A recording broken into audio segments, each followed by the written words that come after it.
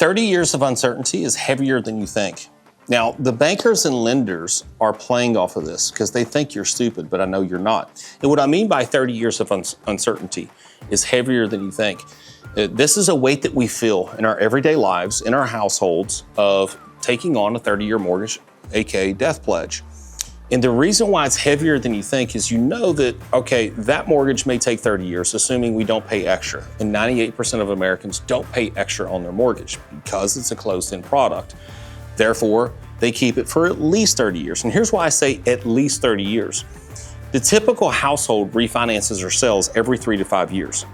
So you may start off with a 30-year term, and then let's say interest rates drop, you refinance to the lower rate thinking you're saving money, but then you reset the clock all over again to 30 years. So it's taking longer than 30 years. And this is why that uncertainty creeps into your household and creates pressure and stress. Because you know, and like the bankers are, obviously they know this, but they're kind of playing off of you not knowing this. They think you're stupid when you're not. You feel this. It may be subconsciously you feel this or consciously you feel this. I know you do, because you know, okay, we don't know what the history holds for our family, and we haven't paid anything down on our principal balance in a 30-year mortgage because we know we looked at the amortization schedule at closing, and we know that for the first 5 years, it's almost an interest-only loan.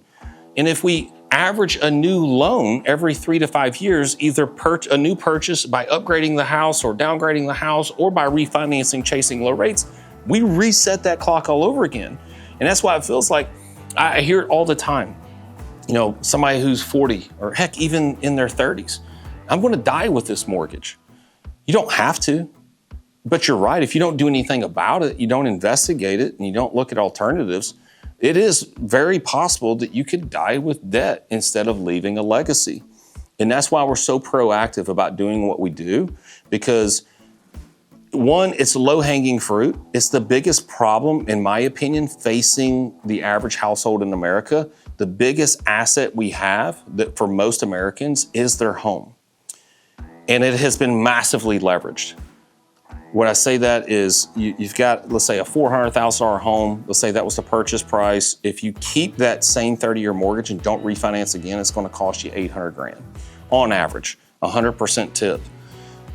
We think it's cheaper than that because we see the low interest rate. Let's say you did this in 2021, 3.5%, maybe 3%. We think that's how much interest we're paying. That's not. That interest rate dictated the payment. It doesn't dictate how much interest you pay. The time and balance dictates how much interest you pay. So when we flip over to the third page of the loan estimate and we see total interest percentage, we then realize, oh my goodness, that $400,000 home is really an $800,000 cost.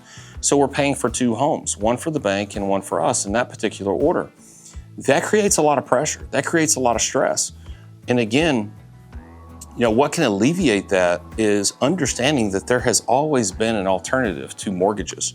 You know, ask your neighbor, ask your family members, hey, when you bought that home, did you use anything other than a mortgage? 99.9% of the time, they're gonna say, no, it was a mortgage. What are you talking about? What else is there? There isn't anything else. That's probably what they'll say. There isn't anything else. Yes, there is. There always has been. You can finance it on a line of credit. It's what our forefathers did for centuries, and it's what we should go back to doing. Why? Because not only can we pay it off faster, but we could also maintain 100% liquidity whenever we need it, whether that's for opportunities. We see this all the time. I would say all the time, it's being dramatic. You know, I'm big on being transparent and not embellishing things, because I wouldn't say just necessarily my competition, but especially in the marketing world, people embellish numbers all the time. But we do hear this often inside of our group of clientele is, hey, because I have this liquidity, here's what I've done. I've bought a vacation home. I now rent it out when I'm not there.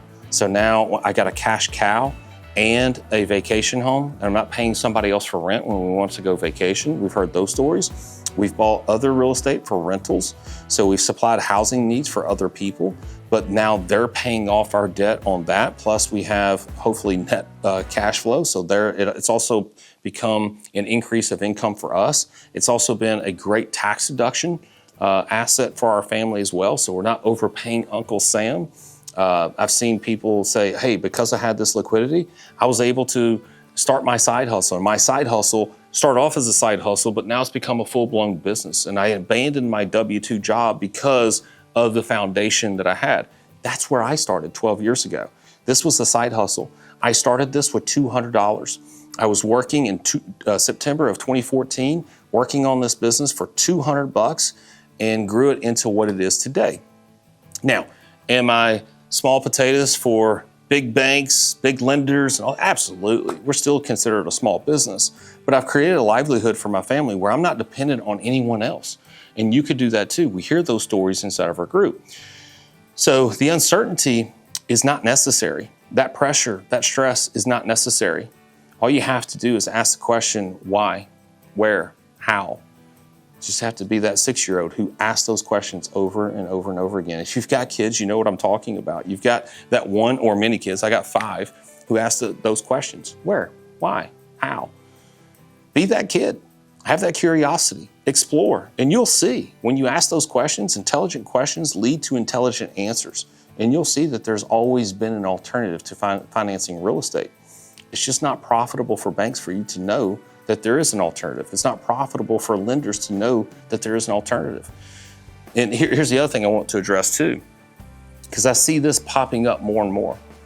I think it's so ironic. I see mortgage lenders now getting in this space because obviously in the mortgage world, it's really tough. Millions and millions of people refinanced in 2020 and 2021 and got that 2.5% rate, that 3% rate. It's really tough calling those people back and saying, hey, would you like to do a cash out refi and refinance that mortgage? No, those rates aren't coming back, maybe forever. So those loan officers are really struggling to pick up business. On top of that, people aren't moving. You know, even if you wanted to downgrade, you've got this $500,000 home that you financed at 2.5%, and you know, now we're empty nesters. The kids have moved out, so let's now move into a smaller home. We want to downgrade. Heck, the downgrade could actually cost you more on a monthly basis because rates aren't where they used to be. So on top of that, realtors are struggling, mortgage lenders are struggling because people aren't moving. So those transactions aren't there. So I'm seeing more and more today, actual lenders getting in this space. And even on their own website, they're saying how more efficient this is. This is the people that you have entrusted to give you financial advice and put you into a transaction that makes the best impact for your family. And even they are coming out, a flock of them now, saying, hold up, here's a more efficient way. How ironic is that? You've made your entire living doing transactions. And I know this sounds pretty hypocritical because it's what I did for 17 years, but at least I abandoned it cold turkey and decided to build a business on sharing the truth, as opposed to still doing mortgages over here and still trying to make even more money over here by sharing the truth, but not disclosing the full truth over here. It's up to you to know what the truth is. Don't leave it to the people that profit to tell you exactly what the truth is, because they're going to probably shove something down your throat that makes them the most amount of money. But if you go to their websites and they're saying, we've got a first lien position home equity line of credit, and here's the math. Again, how ironic is it? The experts are telling you right there in your face that what we're saying is true. You know, we've dealt with it for 12 years. Is this a scam? Is this legitimate? Yes, it is. This is the banking world. You know, we have thousands and thousands of families who have executed on this, and we have hundreds and hundreds of testimonials. You know, look at our reviews. Of course this is legitimate. I'm right here in Franklin, Tennessee, Cool Springs. Walk into my office, have a conversation with me and my team. Be happy to, open doors. You know, I actually had a local DJ from a Christian radio show that was attending one of our events. And he's like, I heard you guys were in Franklin, so it looks you up. And he just came wandering in the office one day. He's like, I just wanted to make sure that it was a legitimate business. I get the skepticism, but why should we be that skeptical anymore when you have all kinds of mortgage lenders out there telling you that they've got a first lien position HELOC? Here's the cold hard truth about that though. They don't actually have one. They're a mortgage lender. The only institutions that have a true home equity line of credit in-house and serviced by them is banks and credit unions. So although I appreciate it's better than nothing getting in the game, there's a lot of hands in that cookie jar. So when a mortgage lender is offering a first lien position home equity line of credit, they're not servicing it. They're brokering it or wholesaling it from an institution that can actually do that, a bank or credit union. And when you have more hands in the cookie jar, everybody's got to get paid. So instead of spending $5, $10, $15, $20,000 in closing costs for a home equity line of credit, they're out there available for free. So again, that's the cold hard truth. Does it make people a lot of money? Absolutely not. But who does it save a lot of money for? You. That's why our number one of our core four that hangs right here on this wall is impact over income. We feel like if we impact as many people as possible, we never have to worry about the income. And for 12 years, that has held true. I wish more people thought that way. So speaking of impact, if you found this video impactful and value, do me a favor.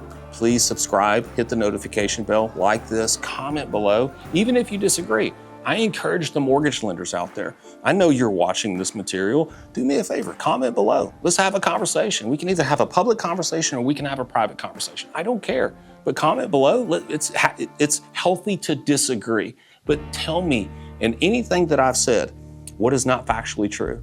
Y'all take care. God bless.